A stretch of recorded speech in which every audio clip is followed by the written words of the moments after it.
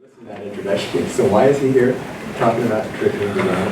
And I don't know, other than I work in institutes, seminary institutes, and was asked to write curriculum. I didn't check the box. We have an interview every year where we, express what we're interested in and what we'd like to do and things. And in a million years, I never would have checked the curriculum writing box. But they asked me to come do it, and it's been,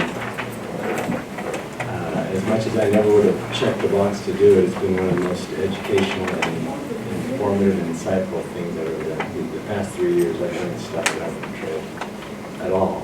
And so, just being in your presence, you'll undoubtedly know more about curriculum design, psychology, technology, all that kind of stuff than I do. But I was very fascinated that you'd choose somebody to come talk to you about doctoral mastery curriculum design, because I think it's a fascinating study. John's been part of it, and just watching this design come forth and how we got to where we're at has been really interesting. So I hope to be able to represent it effectively and clearly to you and answer any questions you might have and things. So I guess first of all, have you all heard of doctoral mastery? Or know what's going on and things? And so maybe first of all, I'll just show you our the process of writing curriculum. Is that okay? At least for the church. And it's kind of a hairy process. And forgive my cold, I'm going to be blowing my nose, sucking on cough drops. That's all right. Okay, so this is, John, you recognize this, right? This is just how we go about writing curriculum. And so an overview of the process of writing curriculum. A lesson would be assigned. So for example, this is the Book of Mormon, Intro to the Book of Mormon lesson. That would be assigned to a writer. That writer would then be responsible to pour over that scripture block, whatever it is, however long he needs to take before he goes, okay, I understand the intent of the writer, what the writer wants taught in these verses or these chapters, okay?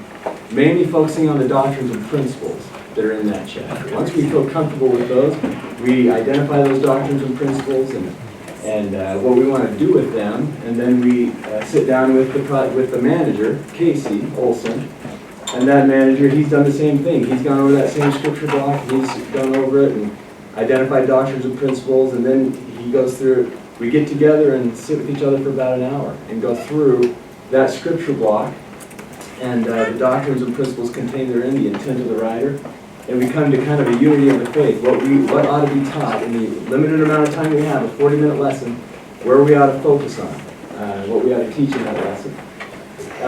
Then I'm free to start my first write. So I start my first write. It takes, I don't know how long, how many hours, at least 8 hours for me to get a first draft of a lesson written. And then we send it off to 2 reviewers, and that's what you see here. These are the initials of reviewers. So we send that first draft off to 2 reviewers, and they, I just got a picture. Did you see this picture, John? Let's see if I can find it. That is that is a perfect description of a review session. They just annihilate, right? This first draft that you've got, and you feel like you've gone through the shredder. Some call it bloodletting. Anyway, they just kind of go after it. And I could show you some of the documents, the comments and the strikeouts and the bullet comments and everything. It's pretty aggressive, pretty painful. The first 6 months I walked around feeling really loud about myself.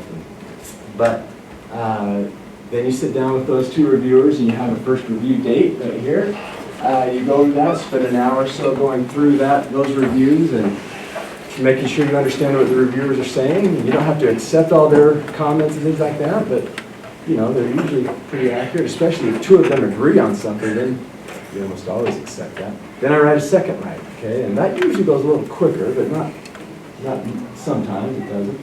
I do a second write of that, and then I submit that to the visual review team, and they suggest any videos or any media that might work well with that lesson. And then the 2 more reviewers, and they do the exact same thing. Cheese grater, right? They go through that, and you sit down again, and go through all their reviews, rewrite it. That's the second review date. Then you get a third write. By the third write, we hope it's pretty close to as good as we can get it. That's the best we can possibly do on it. I cannot do any better than I've done on this lesson. Once I've got that third write, I submit it to the project manager. The project manager, he goes through it and he makes his corrections and suggestions and changes. And he submits it to the manager. The manager, he goes through the same thing and makes his changes and corrections. Anything he wants to do or needs to get better at or improve it, he does that. Then he sends it to the director. The director's a man named Tom Valletta. Tom Valletta's over all of curriculum, seminary and institute curriculum. He goes through every lesson, reads them all and makes his corrections and suggestions and sends them back to the writer. The writer then responds to his suggestions and we make his corrections.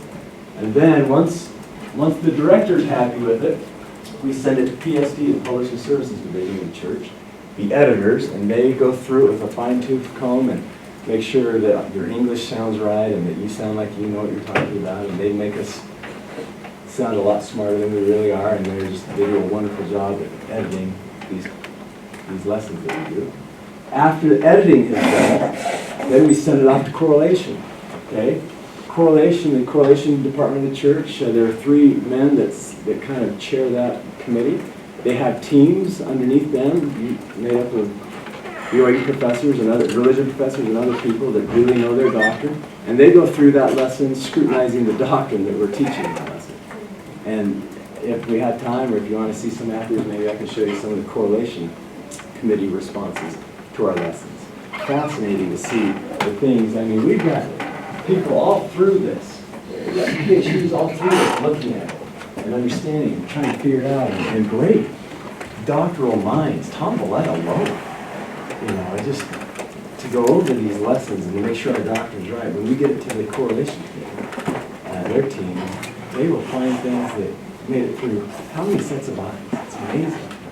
So they send that back and we respond to all of their, we accept their corrections and changes, and then once correlation's happy with it, it goes back to Tom and it goes back to Clyde Williams, who's the one that we work with from the correlation committee, and he goes through and makes sure that we've made all the changes and that lesson's documented. Once that happens, they stamp it and then they ship it off to get printed and published and things like that. Yes, sir. So how much of this process is focused on, for example, just creating content or summarizing content as opposed to envisioning how people in an institute class will interact around that content, or will... That's a great question. I don't know how to split the time on that, and every step of the way. So if you go back to everything from the first right on, from the time those first 2 reviewers take a crack at your lesson, they're looking at both. Is your content sound? Is your doctrine sound? And things will adjust slightly as we go through this process. But they're also looking at the methods. The what and the how is how we refer to it, right? And so those methods are what I think you're referring to, how are students going to react and respond and interact with this content. Yeah, so like I'm just thinking about like a Sunday school lesson, you know. There may be core doctrines in there, but a lot of what you see in the Sunday school lesson is saying, here's the scriptures to read, and here's some questions to think about. It's not somebody coming out and saying, now the doctrine you should get out of these, chapters is this, this, and this. It's kind of letting people extract that themselves through their own kind of inquiry process. Yeah. And so there's some differences there with what seminary's been asked to do and with what Sunday school and young men and young women's has been asked to do. The seminaries and institutes have been charged with teaching scriptures in a sequential order. And so we have to teach the doctrines and principles as they arise out of the scripture block, right? But we're gonna change that when we get to doctrinal mastery. I'll show you. Okay. That's a great question. So we've been asked, instead of teaching topics with our scripture lessons, to teach the scriptures and the principles that come out of them in that order, in the context. So we try to stay true to the context. So that changes the design dramatically. Another aspect or component that's directed our design with our seminary scripture lessons is the research that the church's RID, Research and Information Division, was contracted to do for us. And there's 50,000 called teachers, 2,000 full-time teachers, right? And so who do you think what's our main audience when it comes to writing a curriculum? Yes, sir. Oh, Am I moving around? it's Spencer, this is Spencer. a question from one of Okay. our distance people who you can't see me with Okay. a problem, but she Hi, asked, Spencer. can you ask him what they're doing to get teachers to stick to the official curriculum? When I did an internship student teaching seminary, there were a lot of people who went out to look. How are you working to reduce that? It's a great question. So, can I ask where she did her internship?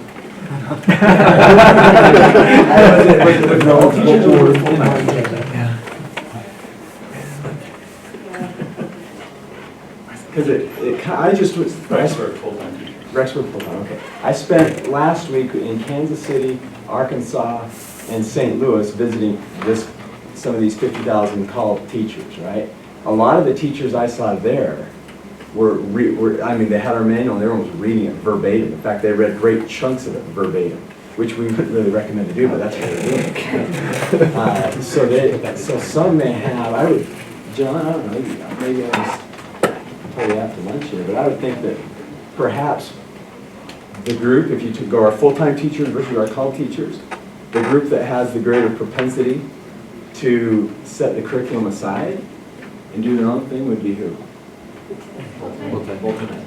I think you're probably right. Versus the called time.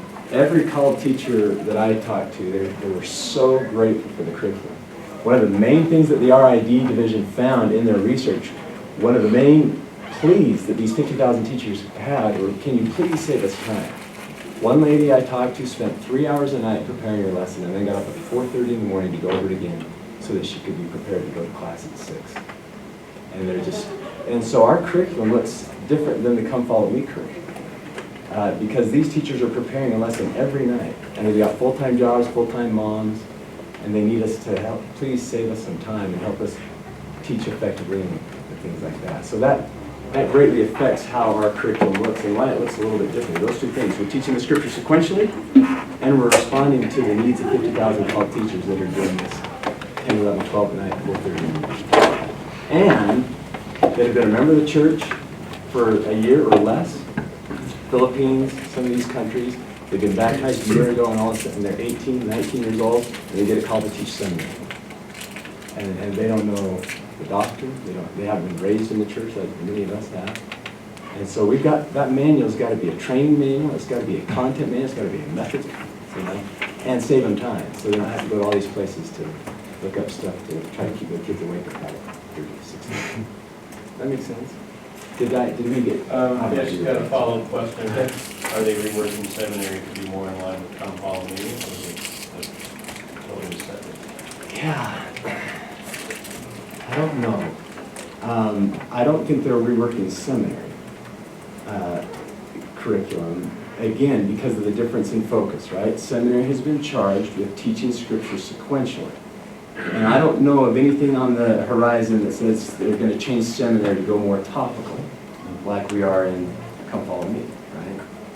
And so if they could, the brethren could easily come and say, we want seminary to teach topically like Come Follow Me. I haven't heard any whisperings or rumblings or anything like that. All I've heard is steady as she goes, keep teaching the scripture sequentially. Now you will see some similarities when we get to doctrinal mastery with the Come Follow Me. Did we answer? Yes. Okay. Any other questions up to here? That's just a general format. When we wrote the doctrinal mastery curriculum, we followed the same format. First write, 2 reviews, second write, 2 reviews, third write, project manager, director, editors, correlation. Okay? So that's just so you understand the process that we go through. Stephanie, good to see you. Thank you. Bye, Just a quick aside. So a lot of us ride the train up to Salt Lake and we get off at North Temple and it's about a mile walk. Nobody gets to the church office building quicker than Stephanie on Egbert. She motors up North Temple. It's inspiring. So anything you want to say? Anything you want to say? Or? No, so I work with Cameron, actually now in the church educational system. Before I was in support of him And my team was doing the publishing side of this process. So I can come on the back end and just tell you how revelatory all of this was, because we were watching it from the sidelines, of watching them get a direction in October and a mandate to have it delivered by, I don't know, January, right? I mean, it was just, this is an amazing process. So I want you to spend a lot of time and have the chance to go there. Okay. But I do want you to know that these are really amazing humans, and they do care a lot, Charles, to your point about how this goes down. It's not, there's a lot of people who care about the doctrine, and that's great.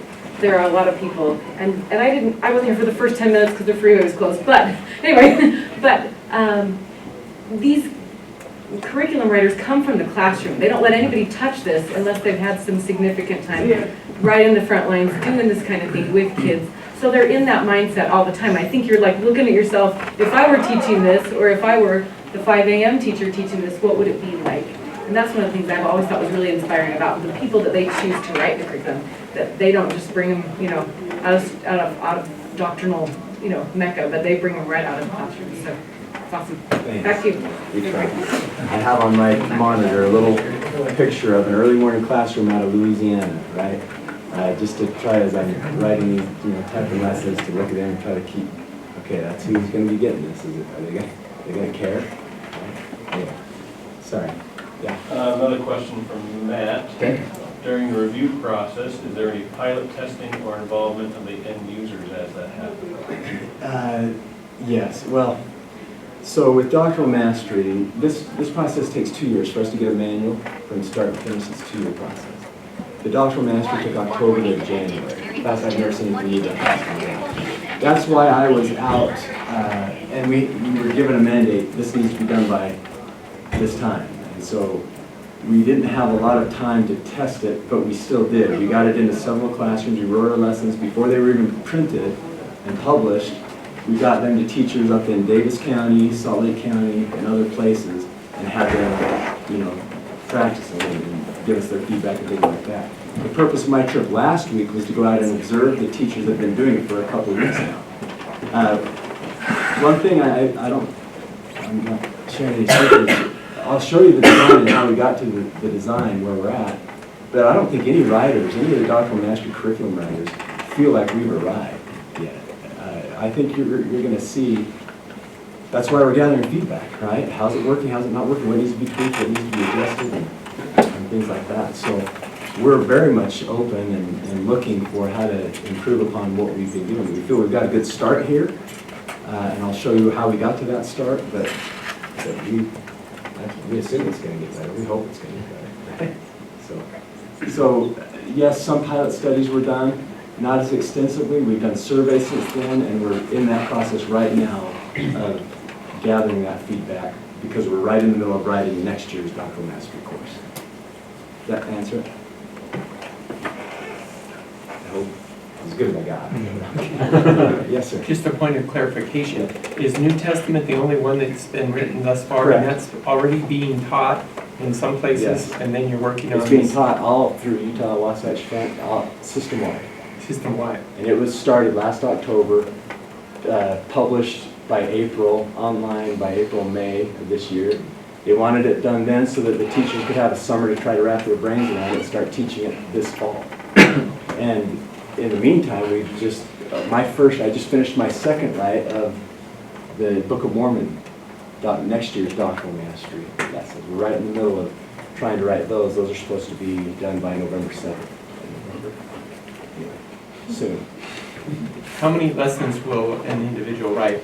Or So there's 10, we call them learning activities, but what we'd say lessons. There's an acquiring spiritual knowledge and then the 9 doctrinal topics. Each writer's just assigned one.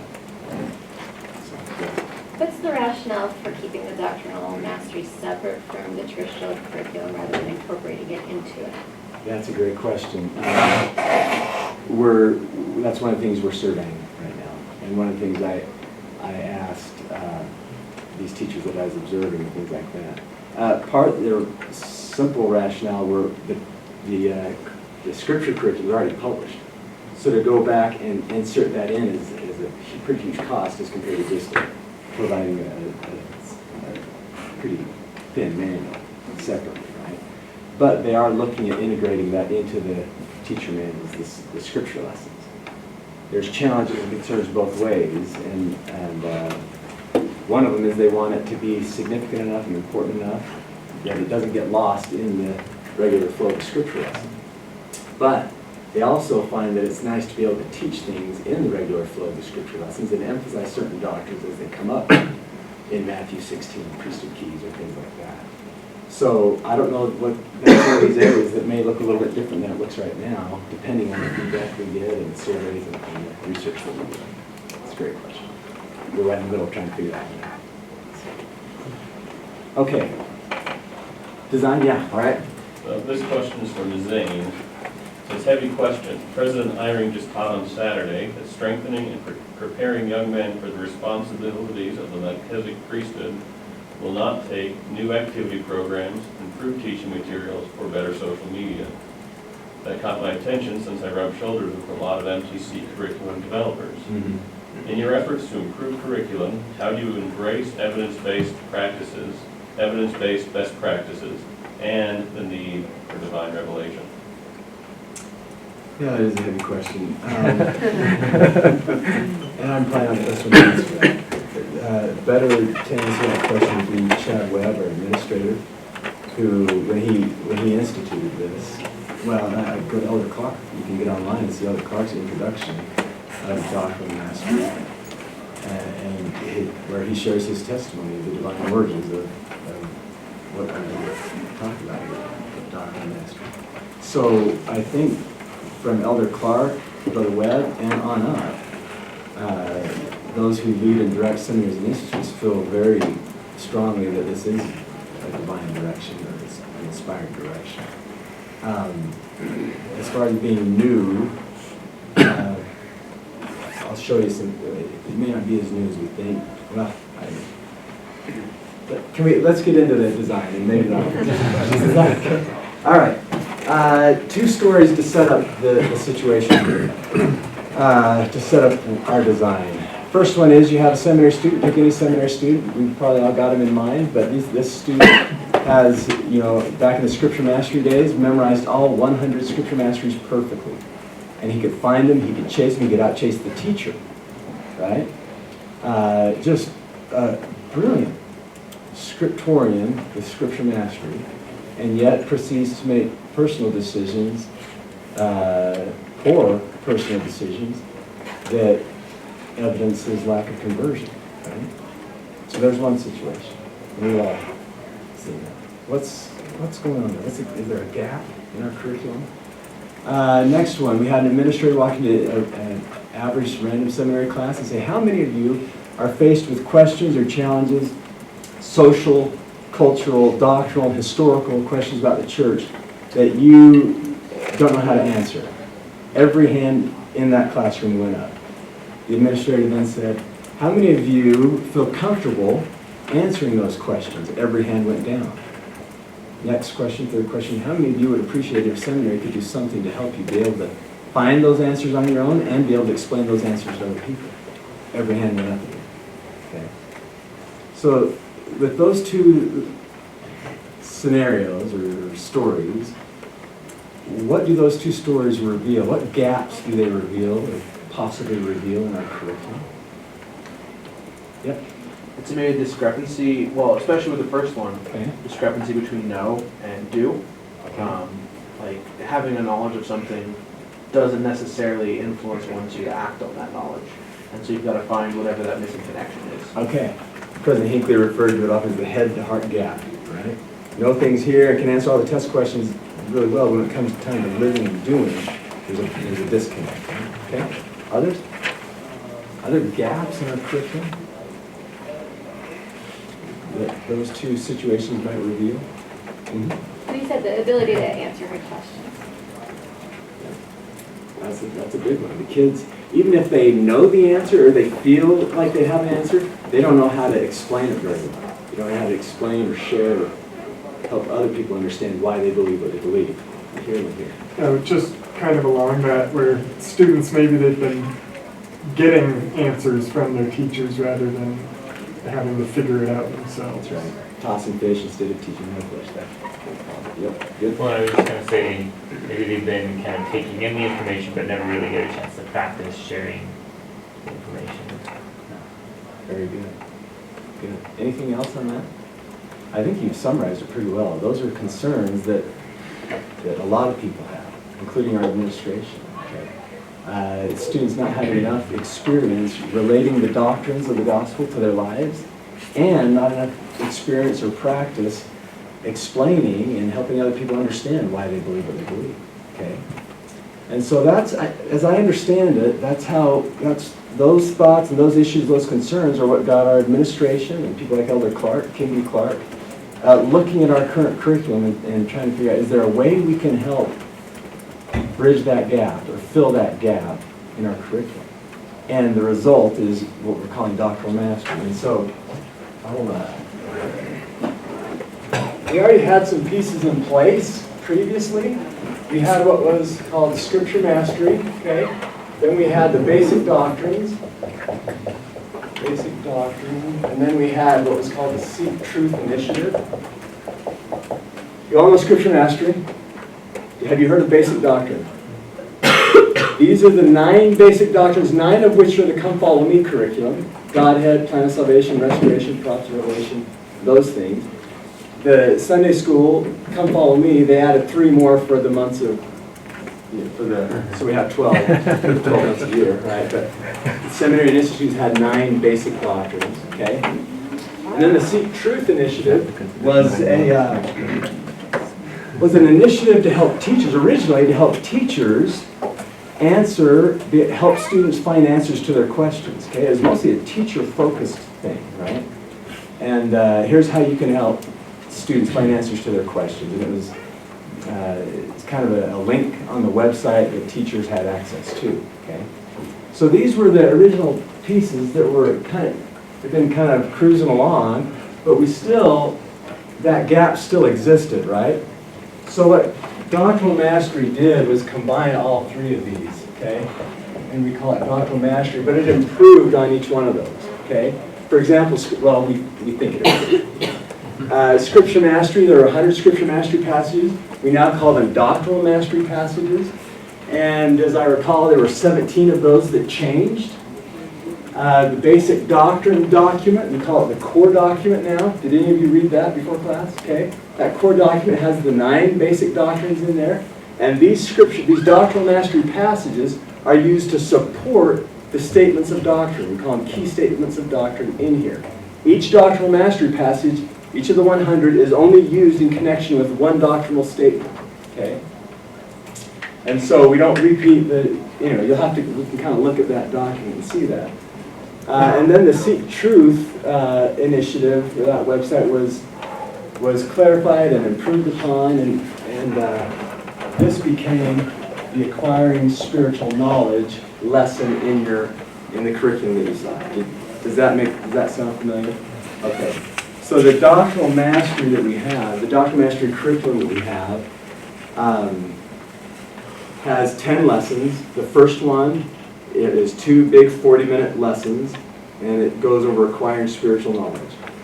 The real point of that is to help students understand how to acquire spiritual knowledge. Do you remember the 3 principles that we try to just pound home in those 2 lessons? Anybody, the first one? That's all right. The first one is act in faith. The second one is considering concerns or problems from an eternal perspective. We kind of abbreviate it by saying, learn how to reframe the question. A lot of times people will ask a question, and it goes back to Elder Oaks' talk, right? If we're starting out with different assumptions, we're going to get to different answers.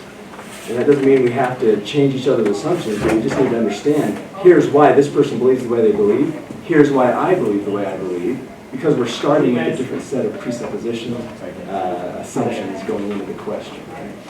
And if you want to understand why we believe what we believe, we need to learn how to reframe the question from an eternal perspective or in the context of the plan of salvation. That's the trickiest one. We're working on a video to try to help teachers with that. Okay, that's pretty easy to explain how to act in faith. And the third one was divine sources. seek further understanding through divinely appointed sources, right? And that was pretty easy to explain also. But that second one, even the writers, John, I don't know if you, as we were writing that, what's this mean? What's it look like? How do we do it? And we're getting better at that. So I think our next round, the next lesson on acquiring spiritual knowledge for the Book of Mormon year, will hopefully be even more clear on how to help us do this. Okay. Then you've got the nine doctrinal topics: Godhead, plan of salvation. And what's the point? Why do we want this acquiring spiritual knowledge lesson to go first in the year? Yeah. Well, so we can apply it throughout all the other doctrines as well. That's why that kind of framework for understanding. That's right. The design of this, so how this came to be, John, you can add insights here as you recall, but Chad Webb came down in October and said, we thought we were going to let you guys just take it easy for a while because we've given so much to do and so much new stuff. We rolled out a lot of new stuff. But the Lord had other designs, and again, he was working with general authorities and other Clark and others and feeling this need to fill this gap. And so he said, here's what we're going to do. We're going to, combine these three: Scripture mastery, basic doctrine, and seeking truth. And we're going to, why don't we call it, let's call it doctrinal mastery. And here's what we want it to do. And we want them to be able to understand the doctrine. Okay. But we also want to provide opportunities for them to apply it and relate it to their lives, and opportunities for them to explain it and share it and help answer questions and things like that. Give them practice doing those things that they're not very good at, that they, by their own admittal, aren't very good at. And so here we go, and we just started brainstorming. How do we do this?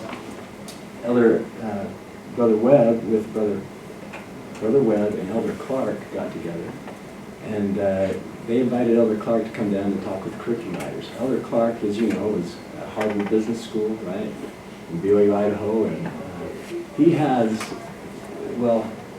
their curriculum design there was to teach their students business law, business theory, right? And then after they had done a really good job of understanding and learning the theory behind business law and business theory and things like that, they'd give them case studies. And then those case studies, they'd have to take what they learned and go figure out how that knowledge applied to these case studies and these scenarios, right? And then he came down, Elder Clark came down and showed us some of the case studies he used up at BYU, Idaho in his religion classes. They were fascinating. Very elaborate case studies. And what those did is they provided kind of a laboratory in the kids' minds, a mental laboratory for the kids to kind of see things and to understand things and to wrestle with applying and relating doctrine to situations, okay?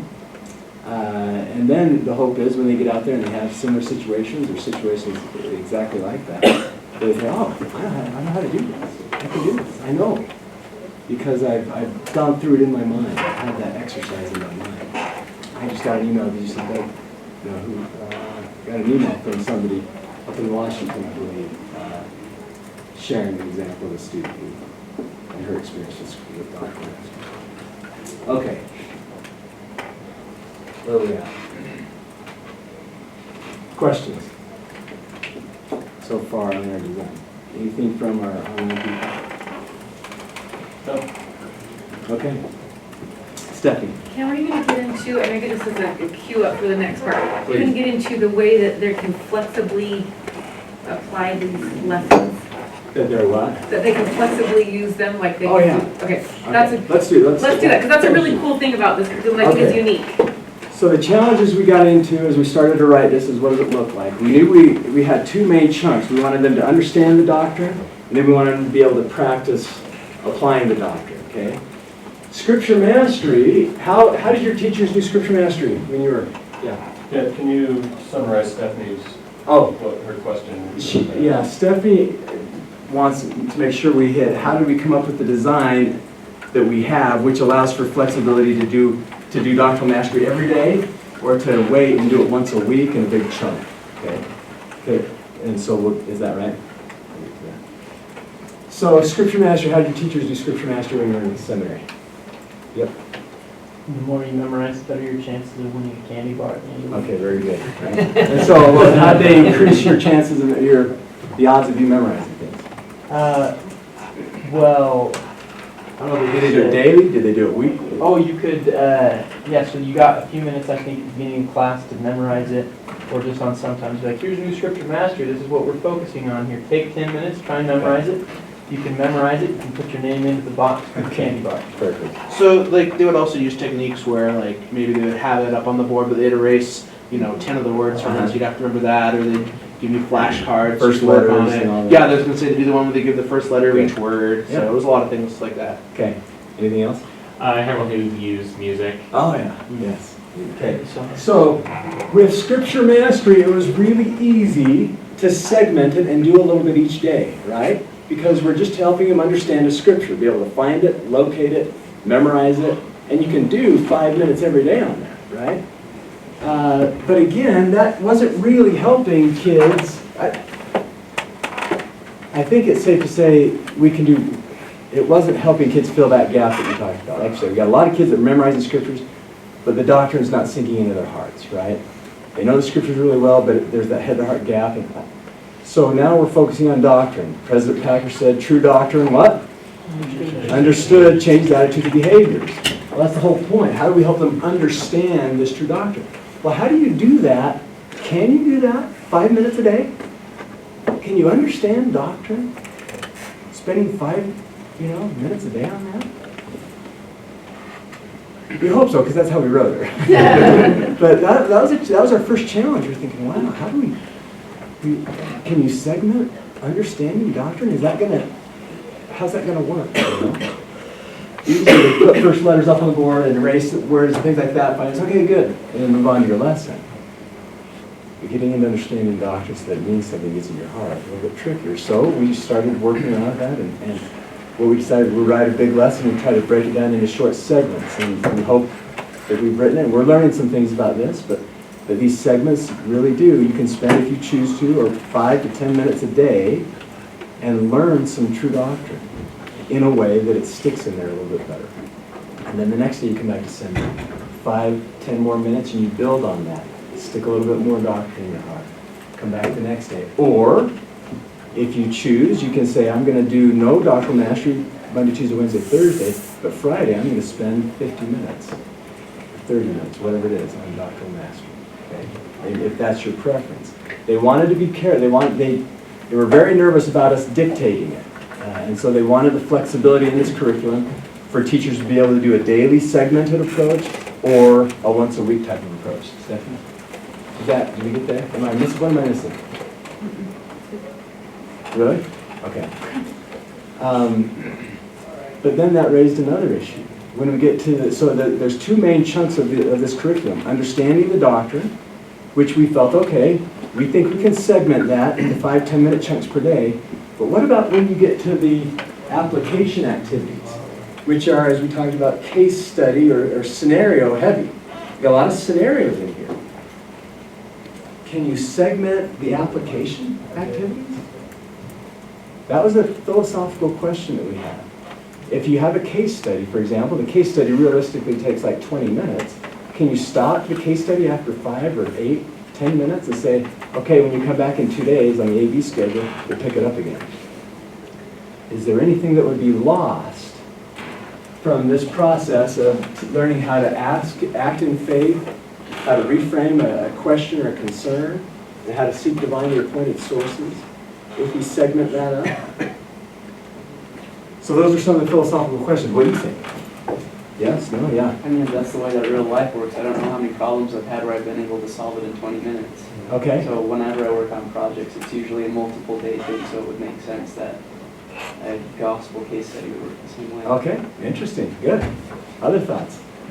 John? Okay. I hope so, because that's how we've done it in online seminary. You're segmenting it We out? had to break it up. Yeah. Okay. Good. Yeah.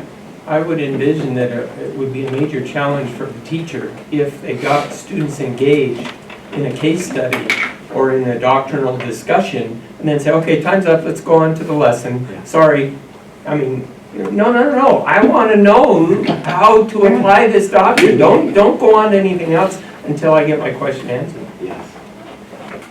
All of this was heavily debated and heavily discussed and hashed over and rehashed and things like that.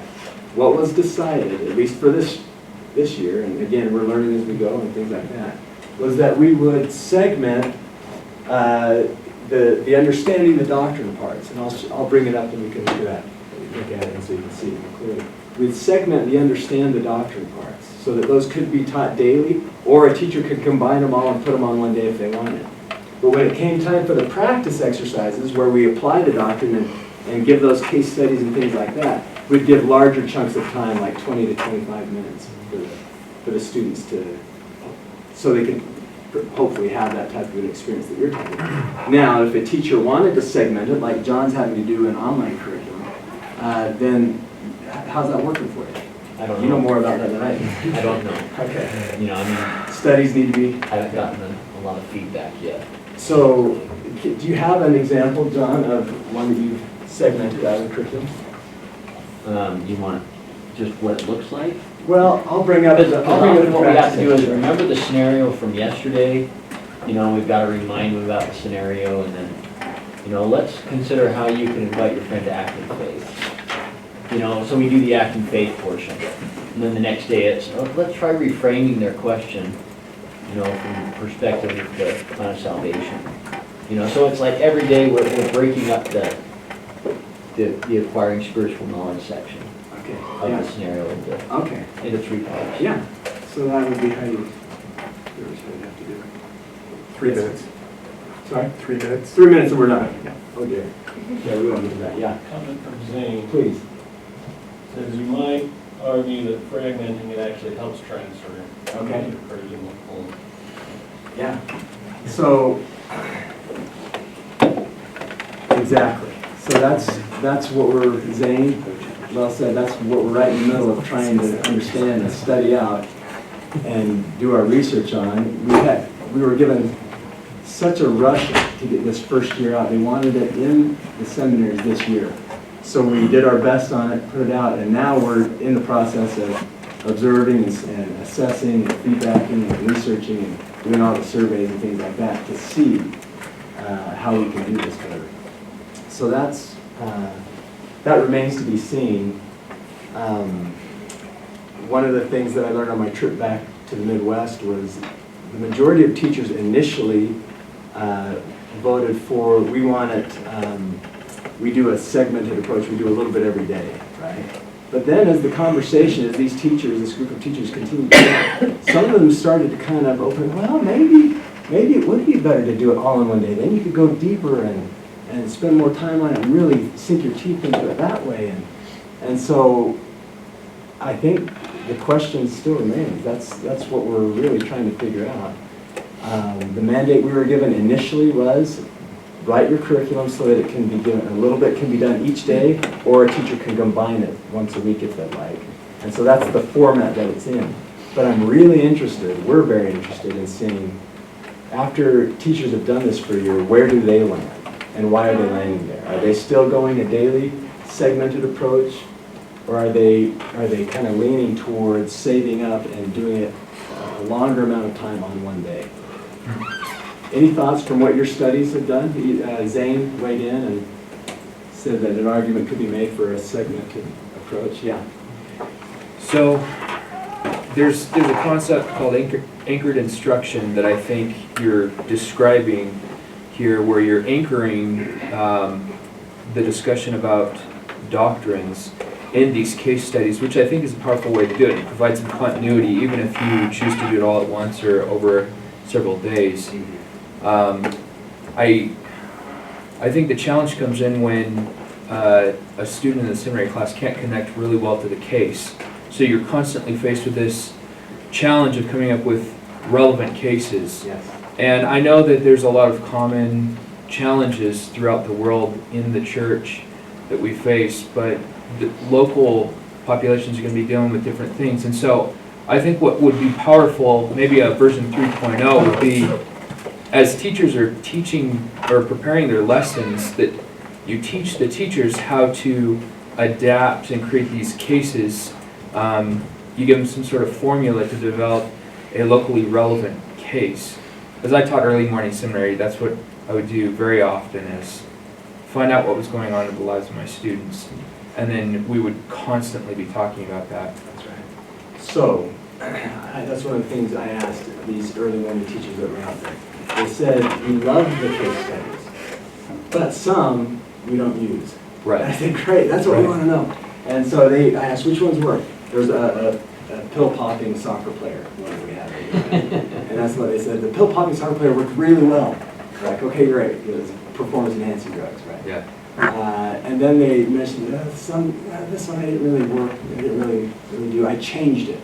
So when a teacher says, I switched it this way and it worked, that's really what you're talking about, right? Yeah, so just put that as a disclaimer in every manual you create. That We have. feel free to adapt. And it's beginning. And if you look at our curriculum, at the very beginning, this is the mantra, adopt and adapt, okay? Yeah. So we encourage you to adopt the curriculum first, become familiar with it, know what it says, everything like that. Then, based on your local circumstances and challenges and your students, I don't have your students in my mind when I'm writing the lesson. So when you get the lesson plan and you see your students and you know what they're struggling with, have the freedom to adapt. So now you have to go to the Philippines and train that newly called seminary teacher how to do that, because they have no idea. That's, what's your name? Keith Proctor. Keith, one of the major things that I think most of us would acknowledge is training on how to adapt effectively and appropriately is greatly needed amongst all teachers, full-time and at the Valley College. And I'm back. Thank you so much. Let's give a round of applause.